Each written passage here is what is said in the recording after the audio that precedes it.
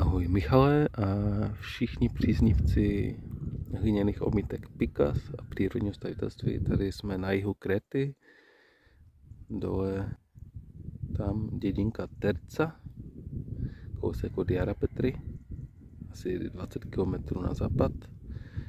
A my jsme teď byli měsíc tady v tomhle uličku. Zamířím tady nahoru v tomhle domečku, jak svítí ta bílá střecha. A tam se dělaly finální hliněné omítky Cottage od Michala. Tak za chvíli přiblížíme práce. A ještě jednou pozdrav z Kréty.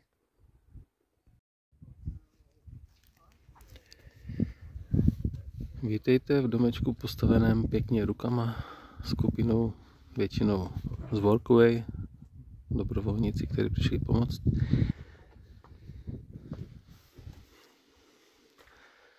Základem konstrukce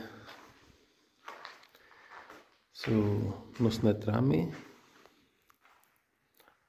a mezi nimi hlína verze kop, což je vlastně hlína smíchaná se slámou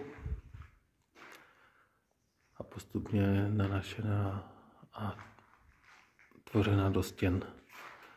Tady nepotřebuju na Krétě izolaci, takže je to prostě jenom hlína a sláma.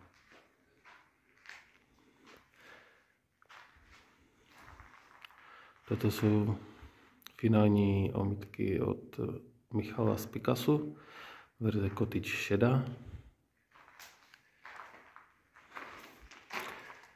Kolem umyvadel a sprchového koutu je udělaná marocká verze Tadalaktu.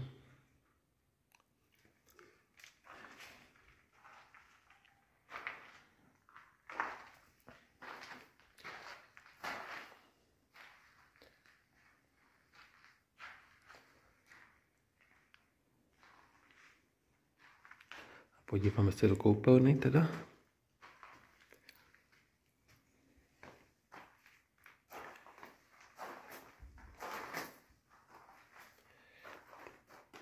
Tady vlastně teda začíná.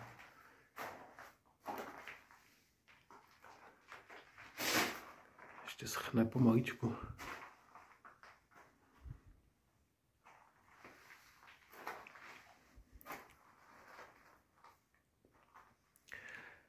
Z recyklovaného dřeva dveře udělané. Za oknem výhled na krásnou starou olivu.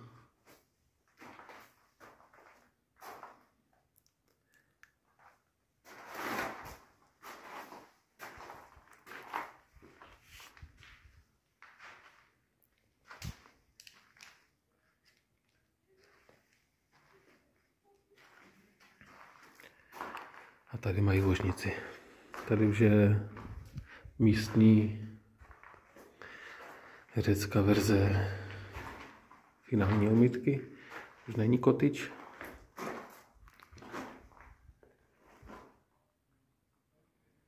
A výhled na moře a někde v dáli Egypt a typoval bych někde Sudan.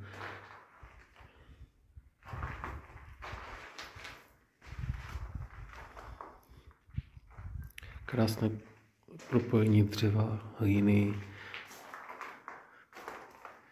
kamene, barevné sladění se mi taky líbí. A teď už je to na nich. Zeptáme se jich, co si myslí o finálních omítkách, jak přijdou.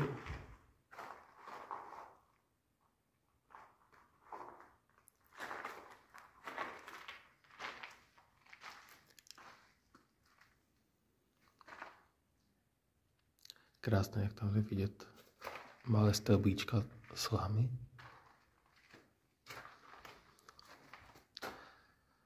A výhled ven.